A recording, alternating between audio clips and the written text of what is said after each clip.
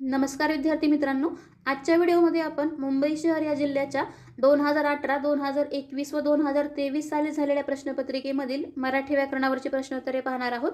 बघा, या प्रश्नामधून तुम्हाला येणाऱ्या परीक्षेमध्ये नक्कीच काहीतरी फायदा होईल, त्यामुळे तुम्ही हा व्हिडिओ शेवटपर्यंत नक्की बघा। ठीक आहे, चला तर मग आपण व्हिडिओला सुरुवात करूया। तर आजच्या व्हिडिओचा पहिला प्रश्न आहे, खालील शब्दसमूहासाठी सार्थ ठरेल असा एक शब्द कोणता? तर शब्दसमूह दिलेला आहे, देशासाठी व समाजासाठी ज्याने प्राण वेचले तो, याच्यासाठी कोणता शब्द येणार आहे? तर याचं उत्तर आहे ऑप्शन नंबर 1। तर देशासाठी व समाजासाठी ज्याने प्राण वेचले तो, त्याला हुतात्मा असं म्हटलं जातं, लक्षात ठेवायचं आहे। पुढचा प्रश्न, नामाचे मुख्य 3 प्रकार कोणते? तर सर्व पर्याय व्यवस्थित पाहायचे आहेत आणि आपल्याला नामाचे मुख्य 3 प्रकार कोणते आहेत ते सांगायचे आहेत। याचं उत्तर आहे ऑप्शन नंबर 2। तर बघा, नामाचे मुख्य किती प्रकार आहेत असा सुद्धा प्रश्न विचारला जातो। तर नामाचे मुख्य 3 प्रकार आहेत। मग ते 3 प्रकार कोणते आहेत? तर सामान्य नाम, विशेष नाम व भाववाचक नाम, अशा प्रकारे नामाचे मुख्य 3 प्रकार आहेत, लक्षात ठेवायचं आहे। पुढे, ज्ञानबाची मेघ या शब्दबंधाचा नेमका अर्थ काय? ज्ञानबाची मेघ याचा आपल्याला अर्थ सांगायचा आहे। तर याचं उत्तर आहे ऑप्शन नंबर 4। तर ज्ञानबाची मेघ म्हणजेच अनाकलनीय व गूढतापूर्ण गोष्ट, अशा प्रकारे याचा अर्थ आहे। पुढचा प्रश्न, अली मधुप मिलिंद म्हणजे या ठिकाणी आपल्याला अली मधुप मिलिंद हे जे शब्द आहेत ते खालील पर्यायापैकी कोणत्या शब्दाचे समानार्थी शब्द आहेत ते सांगायचं आहे। तर याचं उत्तर आहे ऑप्शन नंबर 2। तर भ्रमर म्हणजेच भुंगा याचेच समानार्थी शब्द कोणते आहेत? तर अली, मधुप आणि मिलिंद, लक्षात ठेवायचे। पुढचा प्रश्न, पुढीलपैकी शुद्ध लेखनदृष्ट्या अचूक शब्द ओळखा। अचूक म्हणजे शुद्ध लेखनदृष्ट्या बरोबर असणारा शब्द ओळखायचा आहे। याचं उत्तर आहे ऑप्शन नंबर 2। तर दुसऱ्या ऑप्शन मधला प्रतिकूल हा जो शब्द आहे तो शुद्ध लेखनदृष्ट्या अचूक म्हणजेच बरोबर असणारा शब्द आहे। तर बघा, या प्रतिकूल या शब्दामध्ये त ला पहिली वेलांटी आहे आणि क ला दुसरा उकार आहे, व्यवस्थित लक्षात ठेवायचं आहे। पुढचा प्रश्न, पुढीलपैकी अचूक जोडी ओळखा। तर या ठिकाणी आपल्याला सर्व पर्याय व्यवस्थित पाहायचे आहेत आणि अचूक म्हणजेच बरोबर जोडी ओळखायची आहे। याचं उत्तर आहे ऑप्शन नंबर 3। तर देव आहे असे मानणारा याला आस्तिक म्हटलेलं आहे, बरोबर आहे, कारण की देव आहे असे मानणारा याला आस्तिक असं म्हटलं जातं। तर देव नाही असे मानणारा याला नास्तिक असं म्हटलं जातं, लक्षात ठेवायचं आहे। पहिल्या ऑप्शन मध्ये काय म्हटलेलं आहे? वर्णन करता येण्यासारखे याला अवर्णनीय म्हटलेलं आहे, चुकीचं आहे। अवर्णनीय म्हणजे काय? तर वर्णन न करता येण्यासारखे याला अवर्णनीय असं म्हटलं जातं। दुसऱ्या ऑप्शन मध्ये जे साध्य होणार आहे ते याला असाध्य म्हटलेलं आहे, चुकीचं आहे। असाध्य म्हणजे काय? तर जे साध्य होणार नाही ते त्याला असाध्य असं म्हटलं जातं। चौथ्या ऑप्शन मध्ये स्वतःचे हित जपणारा याला स्वार्थत्यागी म्हटलेलं आहे, चुकीचं आहे। स्वार्थत्यागी म्हणजे काय? तर स्वतःच्या हिताचा त्याग करणारा, स्वतःच्या हिताचा त्याग करणारा याला स्वार्थत्यागी असं म्हटलं जातं, हे सुद्धा आपल्याला व्यवस्थित लक्षात ठेवायचं आहे। ठीक आहे, पुढचा प्रश्न, अयोग्य जोडी ओळखा। अयोग्य म्हणजे चुकीची जोडी ओळखायची आहे। तर सर्व पर्याय व्यवस्थित पाहिजेत। तर याचं उत्तर आहे ऑप्शन नंबर 1। तर बाकीच्या ज्या 3 जोड्या आहेत त्या 3ही जोड्या कशा आहेत? तर या विरुद्धार्थी शब्दाच्या जोड्या आहेत, परंतु एकच जी जोडी आहे ती कशी आहे? तर समानार्थी शब्दाची जोडी आहे। या ठिकाणी मित्राच्या विरुद्ध शत्रू, कमालच्या विरुद्ध किमान, क्षरच्या विरुद्ध अक्षर, क्षर म्हणजे नष्ट होणारे आणि अक्षर म्हणजे नष्ट न होणारे, म्हणजे या ठिकाणी हे 3ही ज्या जोड्या आहेत 2, 3 आणि 4 या 3ही जोड्या कशा आहेत? तर विरुद्धार्थी शब्दाच्या जोड्या आहेत, परंतु एकच जोडी जी आहे अनल म्हणजेच अग्नी, ही जोडी कशी आहे? तर समानार्थी शब्दाची जोडी आहे। त्यामुळे अयोग्य म्हणजे चुकीची असणारी जोडी कोणती आहे? तर ती आहे ऑप्शन नंबर 1। पुढचा प्रश्न, आज सण आहे पण खिशात पैसे नाही या वाक्याचा प्रकार कोणता? या ठिकाणी आपल्याला वाक्याचा प्रकार ओळखायला सांगितलेला आहे। याचं उत्तर आहे ऑप्शन नंबर 3, संयुक्त वाक्य, कारण की या ठिकाणी पण हे उभयान्वयी आलेलं आहे आणि ज्या वेळेस पण, परंतु, परी यासारख्या न्यूनत्वबोधक उभयान्वयी वाक्य जोडलेलं असतं। कोणत्या? पण, परंतु, परी यासारख्या न्यूनत्वबोधक उभयान्वयी वाक्य जेव्हा जोडलेलं असतं त्यावेळेस ते वाक्य जे असतं संयुक्त वाक्य या प्रकारचं असतं, त्यामुळे ऑप्शन नंबर 3 आपला बरोबर आहे। प्रश्न, पुढील वाक्यातील क्रियापदाचा अर्थ ओळखा. देवा सर्वांना सुखी ठेव. हे जे वाक्य आहे याच्यामध्ये क्रियापदाचा अर्थ कोणता आहे ते ओळखायचं आहे. याचं उत्तर आहे ऑप्शन नंबर 4 आज्ञार्थ. आज्ञार्थी क्रियापद केव्हा असतं तर क्रियापदाच्या रूपावरून आपल्याला जर आज्ञा, विनंती, प्रार्थना, मागणी, उपदेश किंवा सल्ला, तसे सौम्य आज्ञा व अनुमोदक आज्ञा इत्यादी गोष्टीचा जर बोध होत असेल तर त्यावेळेस ते क्रियापद आज्ञार्थी असतं. मग देवा सर्वांना सुखी ठेव हे जे वाक्य आहे यामधून आपल्याला कोणत्या गोष्टीचा बोध होतो तर प्रार्थनेचा बोध होतो. कारण की या ठिकाणी प्रार्थना केलेली आहे आणि प्रार्थना ही कशामध्ये येते तर आज्ञार्थीमध्ये येते. त्यामुळे ऑप्शन नंबर 4 आज्ञार्थ हे आपलं योग्य उत्तर आहे. पुढचा प्रश्न, खालीलपैकी तृतीय पुरुषवाचक सर्वनाम कोणते? तृतीय म्हटलेले तर याचं उत्तर आहे ऑप्शन नंबर 2. तर तो हे काय आहे तर तृतीय पुरुषवाचक सर्वनाम आहे. मी, आम्ही ही सर्वनामे कोणती आहेत तर प्रथम पुरुषवाचक सर्वनामे आहेत. तू, तुम्ही हे द्वितीय पुरुषवाचक सर्वनामे आहेत. तर तो, ती, ते, त्या ही तृतीय पुरुषवाचक सर्वनामे आहेत. लक्षात ठेवायचं आहे. पुढचा प्रश्न, विशेषणाचा प्रकार ओळखा. रांगणारे मूल याच्यामध्ये आपल्याला विशेषणाचा प्रकार ओळखायला सांगितलेला आहे. तर याचं उत्तर आहे ऑप्शन नंबर 1 धातू साधित. तर बघा रांगणारे मूल हे जे शब्द आहेत याच्यामध्ये आपल्याला सुरुवातीला नाम कोणतं आणि विशेषण कोणतं ते माहिती असलं पाहिजे. तर विशेषण जे असतं ते नेहमी नामाविषयी माहिती सांगत असतं. त्यामुळे या ठिकाणी मूल जे आहे काय आहे तर ते नाम आहे. मग मूल कसे आहे म्हटलेलं या ठिकाणी तर रांगणारे आहे. म्हणजे रांगणारे हे काय आहे तर या ठिकाणी विशेषण आहे. रांगणारे हा शब्द विशेषण आहे. मग या ठिकाणी आपल्याला विशेषणाचाच प्रकार ओळखायला सांगितला होता. मग रांगणारे हे जे विशेषण आहे ते कोणतं विशेषण आहे तर धातू साधित विशेषण आहे. धातू साधित विशेषण कशाला म्हणतात तर धातूला प्रत्यय लागून बनलेलं जे विशेषण असतं त्याला धातू साधित विशेषण असं म्हणतात. जसं की रांगणारे हे जे विशेषण आहे याच्यामध्ये धातू कोणता आहे तर धातू आहे रांग आणि याला प्रत्यय लागलेला आहे नारे. म्हणजेच रांगणारे हे जे विशेषण आहे ते धातूला प्रत्यय लागून बनलेलं विशेषण असल्यामुळे धातू साधित हे आपलं योग्य उत्तर आहे. पुढे, आधुनिक विचारांचा दृष्टिकोन असणारा या शब्दसमूहासाठी एक शब्द सुचवा. आधुनिक विचारांचा दृष्टिकोन असणारा याला काय म्हटलं जातं तर याचं उत्तर आहे ऑप्शन नंबर 1 पुरोगामी. तर आधुनिक विचारांचा दृष्टिकोन असणारा याला पुरोगामी असं म्हटलं जातं. पुढचा प्रश्न, पै दक्षिणा लक्ष प्रदक्षिणा या म्हणीला समानार्थी म्हण कोणती? तर पै दक्षिणा लक्ष प्रदक्षिणा ही जी म्हण आहे या म्हणीला किंवा या म्हणीच्या अर्थाला समानार्थी असणारी म्हण कोणती ते विचारलेलं आहे. याचं उत्तर आहे ऑप्शन नंबर 2. तर पै दक्षिणा लक्ष प्रदक्षिणा म्हणजे काय तर कमी पैशामध्ये किंवा कमी मोबदल्यामध्ये जास्त काम करून घेणे असा याचा अर्थ होतो. तर आवळा देऊन कोहळा काढणे म्हणजे काय तर एखादी क्षुल्लक गोष्ट देऊन किंवा लहानशी गोष्ट देऊन त्या बदल्यात मोठं काम किंवा मोठा फायदा करून घेणे असा याचा अर्थ होतो. म्हणजे जवळपास पै दक्षिणा लक्ष प्रदक्षिणा आणि आवळा देऊन कोहळा काढणे या दोन्हीही म्हणीचा अर्थ एकच होतो. तो म्हणजे थोडंसं काहीतरी देऊन त्या बदल्यात मोठं काम करून घेणे. ठीक आहे. तर वासरात लंगडी गाय शहाणी म्हणजे काय तर अडाणी मनुष्यामध्ये अल्पज्ञान असणारा मनुष्य हा श्रेष्ठ ठरतो असा याचा अर्थ होतो. तर दाम तसे काम आणि जशी देणावळ तशी धुनावळ या दोन्हीही म्हणीचा अर्थ एकच होतो. तो म्हणजे मिळणाऱ्या मोबदल्याच्या प्रमाणामध्ये काम करणे किंवा जसे पैसे मिळतात त्या प्रमाणामध्ये त्या बदल्यात काम करणे असा या दोन्ही म्हणीचा अर्थ एकच होतो. हे सुद्धा आपल्याला व्यवस्थित लक्षात ठेवायचं आहे. ठीक आहे. पुढचा प्रश्न, जे खळांची व्यंकटी सांडो अधोरेखित शब्दाचा अर्थ सांगा. तर या ठिकाणी खळांची या शब्दाला अधोरेखित केलेला आहे आणि त्याचा आपल्याला अर्थ विचारलेला आहे. तर याचं उत्तर आहे ऑप्शन नंबर 4 दुर्जन. तर बघा खळांची हा जो शब्द आहे याच्यामधला खळ, खळ किंवा खल या शब्दाचा अर्थ काय होतो तर दुर्जन किंवा दुष्ट अशा प्रकारे याचा अर्थ होतो. लक्षात ठेवायचा आहे. पुढे, विदुषी या शब्दासाठी पुल्लिंगी शब्द कोणता? विदुषी हा शब्द स्त्रीलिंगी दिलेला आहे आणि या शब्दासाठी पुल्लिंगी शब्द विचारलेला आहे. तर याचं उत्तर आहे ऑप्शन नंबर 3 विद्वान. तर विदुषी या शब्दासाठी पुल्लिंगी असणारा शब्द आहे विद्वान.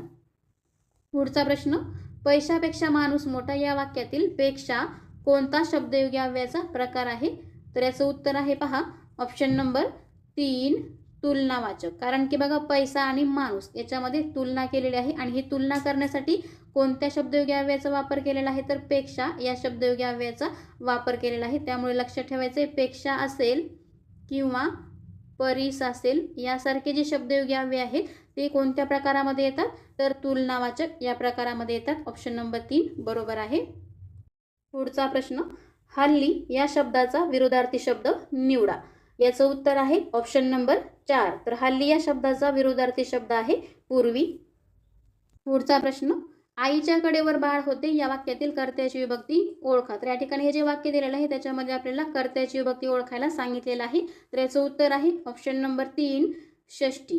तर आईच्या कडेवर बाळ होते हे जे वाक्य आहे याच्यामध्ये कर्ता कोणता आहे, तर कर्ता आहे आई आणि याला प्रत्यय कुठला लागलेला आहे, तर चा हा प्रत्यय लागलेला आहे. मग चा हा प्रत्यय कोणत्या विभक्तीचा आहे, तर तो आहे षष्टी विभक्तीचा. त्यामुळे ऑप्शन नंबर 3 आपला बरोबर आहे. तर बघा षष्टी विभक्तीचे प्रत्यय कोणते आहेत, तर चा, ची, चे हे एकवचनामधले प्रत्यय आहेत, तर अनेक वचनामधले आहेत चा, ची, चे, चा.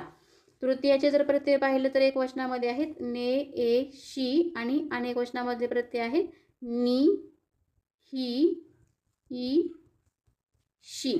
चतुर्थीचे प्रत्यय आहेत एक वचनामध्ये स, ला, ते आणि अनेक वचनामध्ये आहेत स, ला, ना, ते. पंचमीचे एक वचनामधले प्रत्यय आहेत ऊन, हून आणि अनेक वचनामध्ये सुद्धा पंचमीचे प्रत्यय ऊन, हून हेच आहेत, लक्षात ठेवायचे. तर बघा विभक्तीचे एकूण प्रकार किती आहेत, तर एकूण प्रकार आहेत 8 आणि या 8ही विभक्तीचे प्रत्यय आहेत प्रकारामधले ते सर्व प्रत्यय आपल्याला माहिती असले पाहिजेत, कारण याच्यावरचे जे प्रश्न आहेत ते प्रत्येक परीक्षेमध्ये विचारले जातात. ठीक आहे. पुढचा प्रश्न, टू प्लस कडे या शब्दाला षष्टीचा प्रत्यय लागल्यावर त्याचे रूप कसे होईल. षष्टीचा प्रत्यय लागल्यावर म्हटलेला आहे. याचं उत्तर आहे ऑप्शन नंबर 2. तर आत्ताच आपण मागे पाहिलेलं आहे की षष्टीचे प्रत्यय कोणते आहेत, तर चा, ची, चे हे एक वचनामधले आहेत, तर अनेक वचनामधले चा, ची, चे, चा हे प्रत्यय आहेत. मग बऱ्याच जणांना षष्टीचे हे प्रत्यय माहिती असतात, त्याच्यामुळे बरेच जण याचं उत्तर तुझ्याकडे देऊ शकतात, कारण की याच्यामध्ये चा हा षष्टीचा प्रत्यय लागलेला आहे, परंतु हे उत्तर चुकीचं आहे. लक्षात घ्यायचं आहे चा, ची, चे आणि चा, ची, चे, चा या प्रत्यया व्यतिरिक्त झा, जी, झे, झा हे सुद्धा षष्टीचेच प्रत्यय आहेत, लक्षात ठेवायचं आहे. मग या ठिकाणी जर पाहिलं तर तुझ्याकडे आणि तुझ्याकडे हे जे शब्द आहेत याच्यामध्ये झा आणि चा हे षष्टीचेच प्रत्यय लागलेले आहेत, परंतु या दोन्हीपैकी योग्य शब्द कोणता, तर आपण तुझ्याकडे म्हणतो का तुझ्याकडे म्हणतो, तुझ्याकडे म्हणतो. त्याच्यामुळे योग्य असणारा शब्द किंवा टू प्लस कडे या शब्दाला षष्टीचा प्रत्यय लागल्यावर त्याचं जे होणारं रूप आहे ते कसं होईल, तर तुझ्याकडे. ऑप्शन नंबर 2 आपला बरोबर आहे. ठीक आहे. पुढे, देव या शब्दाचे अनेक वचन पुढीलपैकी कोणते, तर याचं उत्तर आहे ऑप्शन नंबर 4. तर देव या शब्दाचं अनेक वचन देव अशाच प्रकारे होतं. पुढचा प्रश्न, बोले तैसा चाले त्याची वंदावी पाऊले या पंक्तीचे लेखक कोण आहेत, तर याचं उत्तर आहे ऑप्शन नंबर 2. तर बोले तैसा चाले त्याची वंदावी पाऊले या ज्या पंक्ती आहेत ते कोणाच्या आहेत, तर संत तुकाराम यांच्या आहेत. पुढचा प्रश्न, पुढीलपैकी चुकीची जोडी ओळखा. तर या ठिकाणी बघा आपल्याला डावीकडे वाक्प्रचार आणि उजवीकडे त्यांचे अर्थ दिलेले आहेत, तर या 4 पर्यायापैकी आपल्याला चुकीची असणारी जोडी ओळखायची आहे. सर्व पर्याय व्यवस्थित पाहायचे आहेत. तर याचं उत्तर आहे ऑप्शन नंबर 3 ही चुकीची असणारी जोडी आहे. पहिल्या ऑप्शनमध्ये काय म्हटलेलं आहे, शेला पागोटे देणे याचा अर्थ सन्मानाचा पोशाख देणे म्हटलेलं आहे, बरोबर आहे. दुसऱ्या ऑप्शनमध्ये शोभा होणे म्हणजे फजिती होणे हा पण वाक्प्रचार बरोबर आहे. चौथ्या ऑप्शनमध्ये काय म्हटलेलं आहे, श्रीमुखात देणे म्हणजे थोबाडीत मारणे हे पण बरोबर आहे, म्हणजे 3ही ऑप्शन बरोबर आहेत. परंतु तिसऱ्या ऑप्शनमध्ये काय म्हटलेलं आहे, शेणसडा होणे म्हणजे गर्व चढणे हा चुकीचा अर्थ आहे. शेणसडा होणे म्हणजे काय, तर परिस्थिती वाईट होणे अशा प्रकारे याचा अर्थ होतो, लक्षात ठेवायचा आहे, परिस्थिती वाईट होणे. ठीक आहे. पुढचा प्रश्न, कर्तरी प्रयोगात कर्ता नेहमी कोणत्या विभक्तीत असतो. कर्तरी प्रयोगामधला कर्ता विचारलेला आहे. याचं उत्तर आहे ऑप्शन नंबर 1 प्रथमा. कर्तरी प्रयोगामधला कर्ता हा नेहमी प्रथमा या विभक्तीमध्ये असतो. मग बघा प्रथमा जी विभक्ती आहे त्या विभक्तीला प्रत्यय आहेत का, तर नाहीत. लक्षात घ्यायचं आहे प्रथमा जी विभक्ती आहे त्याच्यामध्ये एकवचन असो किंवा अनेक वचन असो दोन्हीमध्ये पण प्रथमा विभक्तीला प्रत्यय नाहीत, लक्षात ठेवायचे. मग कर्तरी प्रयोगामधला कर्ता हा नेहमी प्रथमा या विभक्तीमध्ये असतो. याचाच अर्थ काय, तर कर्तरी प्रयोगामधल्या कर्त्याला प्रत्यय लागलेला नसतो. त्यावरून आपण कर्तरी प्रयोग ओळखू शकतो. म्हणजे ज्या वाक्यामध्ये कर्त्याला प्रत्यय लागलेला नसतो ते वाक्य समजायचं की कोणत्या प्रयोगातलं आहे, तर कर्तरी प्रयोगामधलं. ठीक आहे. पुढचा प्रश्न, पोलीस चोराला मारतात हे कर्तरी प्रयोगातलं वाक्य आहे. आताच आपण मागे पाहिलं की कर्तरी प्रयोगातला जो कर्ता असतो तो प्रथम विभक्तीमध्ये असतो, म्हणजेच त्याला कोणताही प्रत्यय लागलेला नसतो. जसं की पोलीस चोराला मारतात हे जे वाक्य आहे यामधला जो कर्ता आहे पोलीस हा प्रथम विभक्तीमध्ये आहे, म्हणजेच त्याला कोणताही प्रत्यय लागलेला नाही. त्यामुळे हे वाक्य कोणत्या प्रयोगातलं आहे तर कर्तरी प्रयोगातलं आहे. याचं आपल्याला काय करायचं आहे तर भावी प्रयोगामध्ये रूपांतर करायचं आहे. ते कशा प्रकारे होईल तर याचं उत्तर आहे ऑप्शन नंबर 1, पोलिसांनी चोराला मारले अशा प्रकारे याचं भावी प्रयोगामध्ये रूपांतर होईल. तर बघा प्रयोग कसा ओळखायचा आहे. कर्तरी प्रयोग तर तुमच्या लक्षात आला असेल. कर्तरी प्रयोगामधला जो कर्ता असतो त्याला प्रत्यय लागलेला नसतो आणि कर्तरी प्रयोगामधलं जे कर्म असतं त्याला कधी कधी प्रत्यय लागलेला असतो तर कधी कधी प्रत्यय लागलेला नसतो. कर्तरी प्रयोगामध्ये आपल्याला एवढंच लक्षात ठेवायचं आहे की वाक्यामध्ये जर कर्त्याला प्रत्यय नसला की समजायचं ते वाक्य कर्तरी प्रयोगातलं आहे. ठीक आहे. कर्मणी प्रयोगामध्ये आपल्याला काय लक्षात ठेवायचं आहे तर कर्मणी प्रयोगामधला जो कर्ता असतो त्याला प्रत्यय लागलेला असतो तर कर्मणी प्रयोगामधल्या कर्माला प्रत्यय लागलेला नसतो. लक्षात ठेवायचे कर्मणी प्रयोगामध्ये कर्त्याला प्रत्यय असतो तर कर्माला प्रत्यय नसतो. भावी प्रयोगामध्ये काय लक्षात ठेवायचे तर भावी प्रयोगामध्ये कर्ता आणि कर्म या दोन्हीलाही प्रत्यय लागलेला असतो. भावी प्रयोगामध्ये कर्ता आणि कर्म या दोन्हीलाही प्रत्यय असतो. जसे की बघा पोलिसांनी चोराला मारले हे जे वाक्य आहे यामधला जो कर्ता आहे पोलीस याला नि हा प्रत्यय लागलेला आहे आणि जे कर्म आहे चोर याला ला हा प्रत्यय लागलेला आहे. म्हणजे या ठिकाणी कर्ता आणि कर्म या दोन्हीलाही प्रत्यय लागलेला आहे. भावी प्रयोग ओळखण्याचे आणखी एकूण लक्षात ठेवायचे आहे ते म्हणजे भावी प्रयोगामधलं जे क्रियापद असतं ते नेहमी एकारांत येतं. एकारांत म्हणजेच काय तर क्रियापदामधलं जे शेवटचं अक्षर असतं त्याच्यावरती मात्र आलेला असतो. जसं की ते ल वरती मात्र आलेला आहे ले अशा प्रकारे. तर ही जी माहिती आहे ती आपल्याला व्यवस्थित लक्षात ठेवायची आहे. ठीक आहे. पुढील वाक्प्रचाराचा अर्थ लिहा. फारकत घेणे. फारकत घेणे याचा अर्थ काय होतो तर याचं उत्तर आहे ऑप्शन नंबर 1, फारकत घेणे म्हणजेच वेगळे होणे असा याचा अर्थ होतो. पुढचा प्रश्न, भाजी भाकरी हा शब्द कोणत्या समासाचे उदाहरण आहे. भाजी भाकरी विचारलेला आहे तर याचं उत्तर आहे ऑप्शन नंबर 2, समाहार द्वंद्व. तर समाहार द्वंद्व समास कशाला म्हटलं जातं तर लक्षात घ्या, ज्या सामासिक शब्दाचा विग्रह करताना त्यातील पदाच्या अर्थाशिवाय त्याच जातीच्या इतर पदार्थाचाही त्यात समावेश केलेला असतो तेव्हा त्याला समाहार द्वंद्व समास असं म्हटलं जातं. जसं की भाजी भाकरी याचा जर आपण विग्रह केला तर कशा प्रकारे होतो तर भाजी भाकरी व इतर साधे खाद्यपदार्थ अशा प्रकारे याचा विग्रह होतो. म्हणजे भाजी भाकरी याच्यामध्ये भाजी भाकरीचा तर समावेश होतोच, त्याचबरोबर इतर जे काही साधे खाद्यपदार्थ असतात त्याचा सुद्धा याच्यामध्ये समावेश होतो. म्हणजेच भाजी भाकरी हा जो शब्द आहे तो कोणत्या समासाचं उदाहरण आहे तर समाहार द्वंद्व या समासाचं उदाहरण आहे. भाजी भाकरी असेल तसेच मीठ भाकर तसेच भाजीपाला चहा पाणी यासारखे जे सगळे शब्द आहेत ते कोणत्या समासाचे उदाहरण आहेत तर समाहार द्वंद्व या समासाचे उदाहरण आहेत. लक्षात ठेवायचं आहे. पुढचा प्रश्न, ऐकू येणे या अर्थाचा पुढीलपैकी कोणता वाक्प्रचार आहे. ऐकू येणे तर याचं उत्तर आहे ऑप्शन नंबर 3, कानावर पडणे. कानावर पडणे याच वाक्प्रचाराचा अर्थ काय होतो तर ऐकू येणे अशा प्रकारे होतो. पुढचा प्रश्न, कमळ या शब्दाचा समानार्थी नसलेला शब्द कोणता आहे. तर हे चारही पर्याय व्यवस्थित पाहिजे आहेत आणि यापैकी आपल्याला कमळ या शब्दाचा समानार्थी नसलेला शब्द सांगायचा आहे. तर याचं उत्तर आहे ऑप्शन नंबर 4. तर राजू सरोज अंबुज हे तीनही शब्द कमळाचे समानार्थी असलेले शब्द आहेत, परंतु वायस हा समानार्थी नसलेला शब्द आहे. तर वायस म्हणजे काय तर कावळा. लक्षात घ्यायचं आहे. त्याआधी कमळाचे जे सर्व समानार्थी शब्द आहेत ते कोणते आहेत ते पहा. राजू, पद्म, नलिनी, सरोज, पंकज, नीरज, अंबुज, अब्ज अशा प्रकारे कमळ या शब्दाचे समानार्थी असलेले शब्द आहेत. लक्षात ठेवायचं आहे. वायस याचे समानार्थी शब्द कोणते आहेत तर कावळा, काक, एकाक्ष, काऊ अशा प्रकारे वायस किंवा कावळा याला समानार्थी असणारे शब्द आहेत. हे सुद्धा आपल्याला व्यवस्थित लक्षात ठेवायचं आहे. ठीक आहे. पुढचा प्रश्न, खालीलपैकी योग्य अनुस्वार दिलेला शब्द निवडा. तर चारही पर्याय व्यवस्थित पाहायचे आहेत आणि योग्य अनुस्वार दिलेला शब्द आपल्याला निवडायचा आहे. तर याचं उत्तर आहे ऑप्शन नंबर 4. तर हा आपला योग्य अनुस्वार दिलेला शब्द आहे. पहिल्या ऑप्शनमध्ये संवगडी म्हटलेला आहे, इथे स वरती अनुस्वार दिलेला आहे, चुकीचा आहे. स वरती नाही तर व वरती अनुस्वार पाहिजे, सवंगडी अशा प्रकारे. दुसऱ्या ऑप्शनमध्ये काय म्हटलेलं आहे सामंजस्य, इथे ज वरती अनुस्वार दिलेला आहे, चुकीचा आहे. ज वरती नाही तर म वरती अनुस्वार पाहिजे, सामंजस्य अशा प्रकारे. तिसऱ्या ऑप्शनमध्ये झजानवत म्हटलेलं आहे. इथे जावरती अनुस्वार दिलेला आहे, चुकीचं आहे.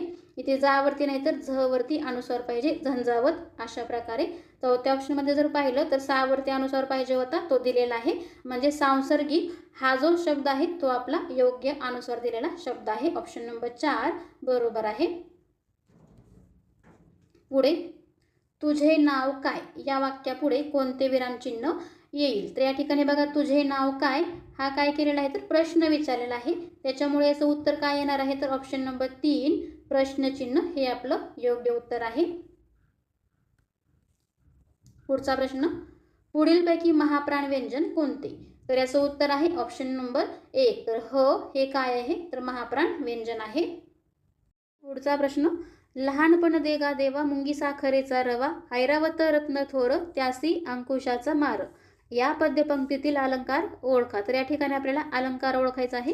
याचं उत्तर आहे ऑप्शन नंबर 2 दृष्टांत. दृष्टांत अलंकार केव्हा होतो तर एखादा विषय पटवून सांगण्यासाठी जेव्हा एखादा दाखला किंवा उदाहरण दिले जाते त्यावेळेस दृष्टांत अलंकार होतो. तर बघा, या ज्या पद्यपंक्ती किंवा हा जो अभंग आहे तो कोणाचा आहे तर संत तुकाराम महाराज यांचा आहे. तर संत तुकाराम महाराज देवाकडे लहानपण मागतात. ते सांगतात की मुंगी एवढी लहान असून तिला साखरेचा रवा खायला मिळतो. तर ऐरावत म्हणजेच हत्ती, जो की समुद्रमंथनातून बाहेर पडलेल्या 14 रत्नापैकी एक आहे, तो एवढा बलाढ्य किंवा मोठा असून त्याला अंकुश म्हणजेच हत्तीला वश करण्याचं जे साधन असतं त्याचा त्याला मार सहन करावा लागतो. म्हणजे त्यांना काय सांगायचे आहे तर मनुष्याने जर लहान किंवा नम्र होऊन जर राहिले तर त्याचे आयुष्य कसे सुखकर आणि आनंदमयी होते. याच्या उलट थोरपणा किंवा मोठेपणा जर दाखवला तर त्याला कशा यातना सहन कराव्या लागतात. थोडक्यात काय तर मोठेपणा किंवा थोरपणा न दाखवता लहान म्हणजे नम्र होऊन राहणं किती फायद्याचं ठरतं हे त्यांना पटवून सांगायचं आहे. आणि त्यासाठीच त्यांनी हा दाखला किंवा उदाहरण दिलेलं आहे. त्यामुळे या पद्यपंक्तीतील असणारा अलंकार कोणता आहे तर तो आहे ऑप्शन नंबर 2 दृष्टांत अलंकार. ठीक आहे. उपसर्ग होणे या वाक्प्रचाराचा अर्थ डॅश. उपसर्ग होणे याचा अर्थ सांगायचा आहे. तर याचं उत्तर आहे ऑप्शन नंबर 1 उपसर्ग होणे म्हणजेच काय तर त्रास होणे असा याचा अर्थ होतो. प्रश्न, खालील वाक्याच्या शेवटी कोणते विरामचिन्ह वापराल? वाक्य दिलेलं आहे, किती भयानक वाडा आहे हा कोणतं विरामचिन्ह येईल तर याचं उत्तर आहे ऑप्शन नंबर 2 उद्गारवाचक. उद्गारवाचक चिन्हाचा वापर केव्हा केला जातो तर उत्कट भावना व्यक्त करताना ती दाखवणाऱ्या शब्दाच्या किंवा वाक्याच्या शेवटी या उद्गारवाचक चिन्हाचा वापर केला जातो. मग या ठिकाणी जर पाहिलं तर किती भयानक वाडा आहे हा या वाक्यातून उत्कट भावना व्यक्त केलेली आहे, आश्चर्य व्यक्त केलेलं आहे. त्यामुळे या ठिकाणी कोणतं विरामचिन्ह येणार आहे तर उद्गारवाचक ऑप्शन नंबर 2 बरोबर आहे. पुढचा प्रश्न, राजाला मुकुट शोभतो या वाक्यातील कर्ता ओळखा. आपल्याला या ठिकाणी कर्ता ओळखायला सांगितलेलं आहे. तर याचं उत्तर आहे ऑप्शन नंबर 3 मुकुट. तर बघा, या ठिकाणी शोभतो हे क्रियापद आहे, यामधला धातू आहे शोभ. शोभणारा कोण? शोभणारा मुकुट आहे की राजा आहे तर मुकुट आहे. कारण या ठिकाणी मुकुट शोभतो म्हटले, राजा शोभतो म्हटलेला आहे का नाही, मुकुट शोभतो म्हटलेला आहे. त्याच्यामुळे शोभणारा हा मुकुट असल्यामुळे मुकुट हा काय आहे तर या वाक्यामधला कर्ता आहे. ऑप्शन नंबर 3 बरोबर आहे. प्रश्न, पात्र या शब्दाचे निरनिराळे अर्थ खालीलपैकी कोणते? लायक, भांडे, योग्य, व्यक्तिरेखा असे इथे या ठिकाणी आपल्याला 4 अर्थ दिलेले आहेत पात्र या शब्दाचे. तर यापैकी योग्य अर्थ असणारे कुठले आहेत ते सांगायचे आहेत. तर याचं उत्तर आहे ऑप्शन नंबर 3 वरीलपैकी सर्व. तर पात्र म्हणजे लायक, पात्र म्हणजे भांडे, पात्र म्हणजे योग्य, तसेच पात्र म्हणजे व्यक्तिरेखा. अशा प्रकारे पात्र या शब्दाचे निरनिराळे जे अर्थ आहेत ते हे सर्वच अर्थ होतात. त्यामुळे वरीलपैकी सर्व हे आपलं योग्य उत्तर आहे. चा प्रश्न, गंगा, सिंधू, चंद्रभागा ही कोणत्या प्रकारच्या नामाची उदाहरणे आहेत? याचं उत्तर आहे ऑप्शन नंबर 2 विशेषनाम. विशेषनाम कशाला म्हणतात तर ज्या नामातून एका विशिष्ट व्यक्तीचा, प्राण्याचा किंवा वस्तूचा बोध होत असेल त्या नामाला विशेषनाम असं म्हटलं जातं. या ठिकाणी जर पाहिलं तर विशिष्ट नदीचा बोध होतो. फक्त नदी जर म्हटलं असतं तर ते सामान्य नाम आलं असतं, परंतु नदीमध्ये कोणती नदी या ठिकाणी त्याचा उल्लेख केलेला आहे. नदीमध्ये या ठिकाणी गंगा, सिंधू, चंद्रभागा अशा प्रकारे विशिष्ट नदीचा उल्लेख केल्यामुळे ते विशेष नाम या नामाचं उदाहरण आहे. ऑप्शन नंबर 2 बरोबर आहे. पुढचा प्रश्न, खालीलपैकी क्रियाविशेषण अव्यय नसणारा गट ओळखा. या ठिकाणी सर्व पर्याय व्यवस्थित पाहायचे आहेत आणि यापैकी आपल्याला क्रियाविशेषण अव्यय नसणारा गट कोणता ते सांगायचं आहे. तर याचं उत्तर आहे पहा ऑप्शन नंबर 3. तर आंबट, तिखट, तुरट ही क्रियाविशेषण अव्यय नसून ही सर्व काय आहे तर गुणविशेषणे आहेत, लक्षात ठेवायचं आहे. पहिल्या ऑप्शनमध्ये येथे, तेथे, इकडे, तिकडे ही कोणत्या प्रकारची क्रियाविशेषणाव्य आहेत, तर ही स्थलवाचक या प्रकारची क्रियाविशेषणाव्य आहेत. आज, काल, पूर्वी, तूर्त ही कालवाचक क्रियाविशेषण आव्य आहेत. तर हळूहळू, मुळू मुळू, तुरु तुरु ही रीतिवाचक क्रियाविशेषण आव्य आहेत. तर हे सुद्धा आपल्याला माहिती असलं पाहिजे. पुढे, ए रे माझ्या मागल्या या म्हणीचा अर्थ खालीलपैकी कोणता? ए रे माझ्या मागल्या.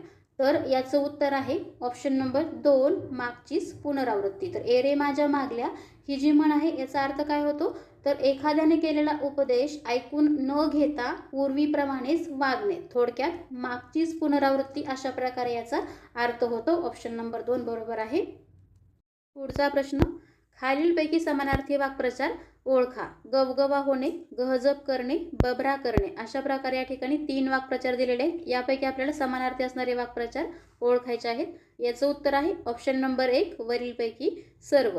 तर बघा, गवगवा होणे याचा अर्थ सगळीकडे बोलबाला होणे किंवा बोभाटा होणे असा होतो. गहजब करणे म्हणजे सुद्धा बोभाटा करणे, बबरा करणे म्हणजे सुद्धा बोभाटा करणे असाच अर्थ होतो. म्हणजे जवळपास या 3ही वाक्प्रचाराचा अर्थ एकच होतो. त्यामुळे समानार्थी असणारे वाक्प्रचार खालीलपैकी कोणते आहेत, तर वरीलपैकी सर्व आहेत. ऑप्शन नंबर 1 आपला बरोबर आहे. पुढचा प्रश्न, खालीलपैकी परभाषीय शब्द ओळखा. परभाषीय शब्द म्हणजे काय, तर संस्कृत व्यतिरिक्त इतर भाषेतून मराठीत आलेले शब्द. तर शब्द दिलेले आहेत शाहीर, साबुदाणा, फिर्या, मंजूर. तर यापैकी आपल्याला कोणते परभाषीय शब्द आहेत ते ओळखायचे आहेत. तर याचं उत्तर आहे ऑप्शन नंबर 2, वरीलपैकी सर्व. म्हणजे हे 4ही शब्द कसे आहेत, तर परभाषीय शब्द आहेत. शाहीर हा शब्द कोणत्या भाषेतून आलेला आहे, तर हा अरबी या भाषेतून आलेला आहे. साबुदाणा हा शब्द पोर्तुगीज या भाषेतून आलेला आहे. फिर्या हा शब्द फारसी या भाषेतून आलेला आहे. तर मंजूर हा जो शब्द आहे तो अरबी या भाषेतून आलेला आहे. हे सगळं आपल्याला व्यवस्थित लक्षात ठेवायचं आहे. पुढचा प्रश्न, स्वतः मेल्या वाचून स्वर्ग दिसत नाही या म्हणीचा अर्थ काय होतो ते आपल्याला या पर्यायामधून सांगायचं आहे. तर याचं उत्तर आहे ऑप्शन नंबर 2. तर स्वतः मेल्या वाचून स्वर्ग दिसत नाही म्हणजेच काय, तर अनुभवाशिवाय शहाणपण येत नाही असा याचा अर्थ होतो. पुढचा प्रश्न, आम्ही घरी जाईपर्यंत सांजावले या वाक्यातील क्रियापदाचा प्रकार ओळखा. या ठिकाणी आपल्याला क्रियापदाचा प्रकार ओळखायला सांगितलेला आहे. तर याचं उत्तर आहे ऑप्शन नंबर 4, भावकर्तृ क्रियापद. भावकर्तृ क्रियापद म्हणजे काय, तर ज्याच्यामध्ये क्रियापदाचा भावच हा कर्ता दर्शवित असतो त्याला भावकर्तृ क्रियापद असं म्हटलं जातं. जसं की सांजावले हे जे क्रियापद आहे याच्यामध्ये आपल्याला काय लक्षात येतं, तर सांजावले म्हणजेच सायंकाळ झाली. थोडक्यात सांजावले हे जे क्रियापद आहे याच्यामध्ये क्रियापदाचा भावच हा कर्ता दर्शवित असल्यामुळे हे भावकर्तृ क्रियापद आहे. सांजावले असेल, मावळले, उजाडले यासारखी जी क्रियापदे असतात ती भावकर्तृ क्रियापदामध्ये येतात, लक्षात ठेवायचं आहे. पुढचा प्रश्न, पुढीलपैकी कोणते विशेषण विकारी नाही. विकारी म्हणजेच काय, तर ज्याच्यामध्ये लिंग वचन यानुसार कोणत्या तरी प्रकारचा बदल होतो त्याला विकारी असं म्हटलं जातं. विकारी म्हणजेच थोडक्यात बदल होणारे म्हणजेच विकारी. आणि अविकारी म्हणजे काय, तर कोणत्याही प्रकारचा बदल न होणारे त्याला अविकारी असं म्हटलं जातं. मग या ठिकाणी आपल्याला कोणतं विशेषण विकारी नाही म्हणजेच अविकारी आहे ते विचारलेलं आहे. तर याचं उत्तर आहे ऑप्शन नंबर 3, कडू. तर बाकीचे जे 3 विशेषण आहेत तांबडा, मोठा, पांढरा या 3ही विशेषणामध्ये बदल होतो. तांबडाचा तांबडी, तांबडे, मोठाचा मोठी, मोठे, पांढराचा पांढरी, पांढरे, अशा प्रकारे या 3ही विशेषणामध्ये बदल होतो. म्हणजे ही 3ही विशेषणं कशी आहेत, तर विकारी आहेत. परंतु कडू हे जे विशेषण आहे याच्यामध्ये कोणत्याही प्रकारचा बदल होत नाही. म्हणजे कडू हे जे विशेषण आहे ते अविकारी आहे म्हणजेच विकारी नाही. ऑप्शन नंबर 3 आपला बरोबर आहे. ठीक आहे. प्रश्न, खालीलपैकी कालवाचक क्रियाविशेषण अव्यय कोणते, म्हणजे कालवाचक क्रियाविशेषण अव्ययाचा प्रकार कोणता ते आपल्याला सांगायचं आहे खालील पर्यायापैकी. तर याचं उत्तर आहे ऑप्शन नंबर 1, सातत्यदर्शक हे कालवाचक क्रियाविशेषण अव्यय आहे. सातत्यदर्शक तसेच आवृत्ती दर्शक आणि कालदर्शक हे कालवाचक क्रियाविशेषण अव्ययामध्ये येतात, लक्षात ठेवायचे. स्थितीदर्शक आणि गतिदर्शक हे स्थलवाचक क्रियाविशेषण अव्ययामध्ये येतात. आणि निश्चयदर्शक प्रकारदर्शक आणि अनुकरणदर्शक हे रीतिवाचक क्रियाविशेषण अव्ययामध्ये येतात. हे सगळं आपल्याला व्यवस्थित लक्षात ठेवायचं आहे. ठीक आहे. पुढचा प्रश्न, 64 कला मधील संख्या विशेषणाचा प्रकार कोणता? तर 64 कला याच्यामध्ये संख्या विशेषण कोणतं आहे? तर ते आहे 64. तर हे कोणत्या प्रकारचं संख्या विशेषण आहे ते आपल्याला सांगायचं आहे. याचं उत्तर आहे ऑप्शन नंबर 3 गणनावाचक. तर बघा लक्षात ठेवायचं आहे 1, 2, 3 यासारखे जे काही पूर्णांकवाचक संख्या विशेषणे आहेत मग त्याच्यामध्ये 64 पण आलं. तर 1, 2, 3 यासारखे पूर्णांकवाचक, तसेच अर्धा, पाव, पाऊण यासारखे अपूर्णांकवाचक संख्या विशेषणे जे आहेत ते कशामध्ये येतात? तर गणनावाचक या प्रकारामध्ये येतात. लक्षात ठेवायचं आहे. क्रमवाचकमध्ये कोणत्या प्रकारची संख्या विशेषणे येतात? तर पहिला, दुसरा, तिसरा, चौथा, पाचवा यासारखी संख्या विशेषणे क्रमवाचक या प्रकारामध्ये येतात. तर आवृत्तीवाचकमध्ये द्विगुणित, दुप्पट, तिप्पट, चौपट यासारखी संख्या विशेषणे ही आवृत्तीवाचक या प्रकारामध्ये येतात. तर पृथकत्ववाचक याच्यामध्ये 1, 1, 2, 2, 3, 3, 5, 5 अशा प्रकारचे जे संख्या विशेषणे आहेत ते पृथकत्ववाचक या प्रकारामध्ये येतात. हे सगळं आपल्याला व्यवस्थित लक्षात ठेवायचं आहे. ठीक आहे. पुढचा प्रश्न, मी चेंडू खेळतो या वाक्यातील काळ ओळखा. या ठिकाणी आपल्याला काळ ओळखायचा आहे. सर्व पर्याय व्यवस्थित पाहायचे आहेत. याचं उत्तर आहे ऑप्शन नंबर 2 साधा वर्तमान काळ. तर बघा काळ ओळखायची एक सोपी पद्धत म्हणजे वाक्यामध्ये क्रियापद जर एकटंच आलेलं असेल तर त्याचा कोणता ना कोणता साधा काळ असतो. मग तो साधा वर्तमान काळ असो, साधा भूतकाळ असो किंवा साधा भविष्यकाळ असो. लक्षात ठेवायचे वाक्यामध्ये क्रियापद जर एकटंच आलेलं असेल तर त्याचा कोणता ना कोणता साधा काळ असतो आणि संयुक्त क्रियापद जर आलेलं असेल तर त्याचा साधा काळ नसतो. तर संयुक्त क्रियापदाचा चालू म्हणजे अपूर्ण तरी, पूर्ण तरी किंवा रीतिकाळ असतो. मग या ठिकाणी जर पाहिलं तर खेळतो हे क्रियापद एकटं आहे का संयुक्त आलेलं आहे? तर एकटं आलेलं आहे.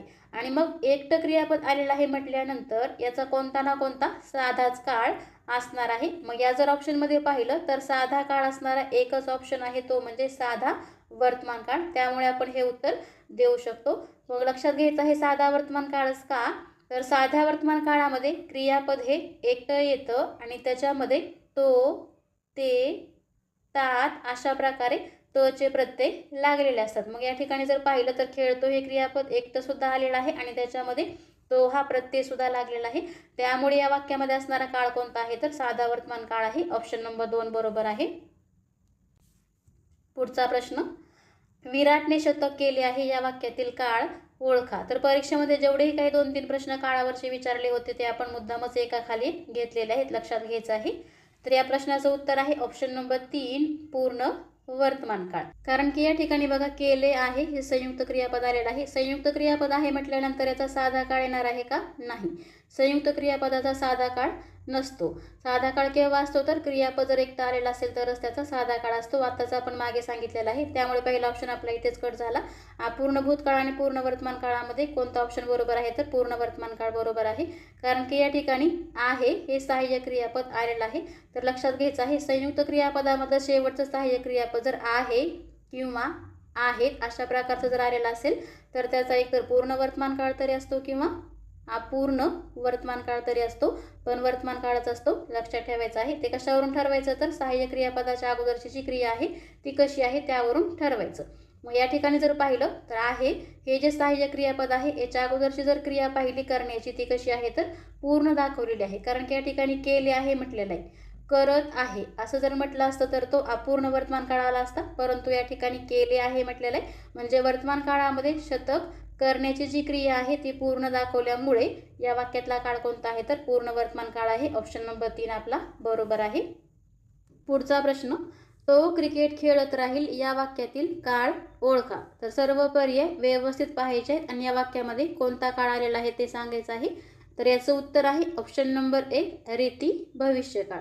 कारण की या ठिकाणी संयुक्त क्रियापद आलेलं आहे आणि त्यामधलं शेवटचं सहाय्यक क्रियापद राहील अशा प्रकारे आलेलं आहे.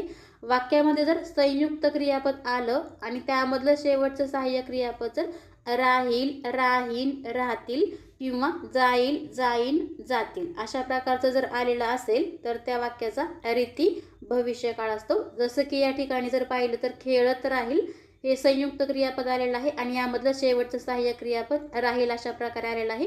त्यामुळे या वाक्यातला काळ कोणता आहे तर रीती भविष्यकाळ आहे. ऑप्शन नंबर 1 आपला बरोबर आहे. पुढचा प्रश्न, संधी सोडवा. मनः पटल हे विसर्ग संधीचं उदाहरण आहे. याचा विग्रह कसा होतो ते आपल्याला सांगायचं आहे. तर याचं उत्तर आहे ऑप्शन नंबर 2 मनस प्लस पटल अशा प्रकारे याचा विग्रह होतो. तर याचा एक नियम आहे तो म्हणजे पहिल्या पदाच्या शेवटी स येऊन त्याच्या पुढे कोणतंही व्यंजन आल्यास त्या सचा काय होतो तर विसर्ग होतो. जसं की मनस प्लस पटल याच्यामध्ये पहिलं जे पद आहे मनस याच्या शेवटी स आलेला आहे आणि पुढे प हे व्यंजन आलेलं आहे. पुढे कोणतंही व्यंजन येऊ द्या आपल्याला काय लक्ष ठेवायचं आहे तर पहिल्या पदाच्या शेवटी जर स आलं तर त्याचा काय होतो तर विसर्ग होतो या सचा. म्हणजे मनस प्लस पटल याच्यापासून शब्द कसा तयार होतो किंवा संधी कशी होते तर मनः पटल अशा प्रकारे संधी होऊन शब्द तयार होतो. लक्षात ठेवायचं आहे. पुढचा प्रश्न, रक्ताने या शब्दाची विभक्ती ओळखा. तर या ठिकाणी आपल्याला विभक्ती ओळखायची आहे. याचं उत्तर आहे ऑप्शन नंबर 1 तृतीया. कारण की या ठिकाणी ने हा प्रत्यय लागलेला आहे आणि ने हा प्रत्यय कोणत्या विभक्तीचा आहे तर तृतीय विभक्तीचा आहे. तर तृतीयाचे प्रत्यय कोणते आहेत तर ने, ए, शी हे एकवचनामधले प्रत्यय आहेत. तर अनेक वचनामधले प्रत्यय आहेत नी, ही, ई, शी. चतुर्थीचे प्रत्यय कोणते आहेत तर स, ला, ते हे एकवचनामधले आहेत. तर अनेक वचनामधले आहेत स, ला, ना, ते. सप्तमीचे प्रत्यय कुठले आहेत तर एकवचनामधले आहेत त, ई, आ आणि अनेक वचनामध्ये सुद्धा सप्तमीचे प्रत्यय त, ई, आ हेच आहेत. षष्टीचे प्रत्यय कुठले आहेत तर एकवचनामध्ये आहेत चा, ची, चे आणि अनेक वचनामध्ये प्रत्यय आहेत चा, ची, चे, चा. तर हे जे सर्व प्रत्यय आहेत ते आपल्याला व्यवस्थित लक्षात ठेवायचे आहेत. पुढे ब्रह्मगाठ या अलंकारिक शब्दाचा योग्य अर्थ असणारा पर्याय ओळखा. तर चारही पर्याय व्यवस्थित पाहायचे आहेत आणि ब्रह्मगाठ हा जो अलंकारिक शब्द आहे त्याचा योग्य अर्थ असणारा पर्याय आपल्याला ओळखायचा आहे. तर याचं उत्तर आहे ऑप्शन नंबर 4 पर्याय 1 व 3 दोन्ही. म्हणजे विवाह बंधन आणि न सुटणारी गाठ हे दोन्हीही अर्थ ब्रह्मगाठ या अलंकारिक शब्दाचे होतात. त्यामुळे ऑप्शन नंबर 4 जो आहे तो आपला बरोबर आहे. पुढचा प्रश्न पहा लास्ट. पुढीलपैकी अचूक जोडी ओळखा. सर्व पर्याय व्यवस्थित पाहायचे आहेत आणि यापैकी आपल्याला अचूक म्हणजे बरोबर असणारी जोडी ओळखायची आहे. याचं उत्तर आहे ऑप्शन नंबर 1 वाङ्मय याचा विग्रह वाक प्लस मय अशा प्रकारे केलेला आहे. ही आपली अचूक असणारी जोडी आहे. तर हे व्यंजन संधीमधल्या अनुनासिक संधीचं हे उदाहरण आहे. लक्षात घ्यायचं आहे.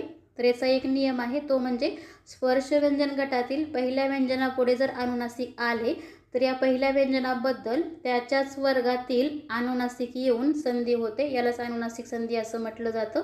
जसं की वाक प्लस मै याच्यामध्ये जे पहिलं व्यंजन आहे क याच्या पुढे म हे अनुनासिक आलेलं आहे. त्याच्यामुळे क या व्यंजनाबद्दल त्याच्याच वर्गातील अनुनासिक येऊन संधी होणार आहे. मग क च्या वर्गातील अनुनासिक कोणता आहे तर क च्या वर्गातील अनुनासिक आहे ग. याचा उल्लेख आपण ग अशा प्रकारे करतो. त्याच्यामुळे क चा ग होऊन याची संधी होऊन वाङ्मय अशा प्रकारे ते शब्द तयार होतो. त्यामुळे लक्षात ठेवायचे वाङ्मय याचा विग्रह कसा होतो तर वाक प्लस मय. ऑप्शन नंबर 1 आपला बरोबर आहे. ठीक आहे. तर बघा अशा प्रकारे आजच्या व्हिडिओमध्ये आपण 2018, 2021 व 2023 साली झालेल्या मुंबई शहर जिल्ह्याच्या प्रश्नपत्रिकेमधले मराठी व्याकरणावरची प्रश्नोत्तरे पाहिलेली आहेत.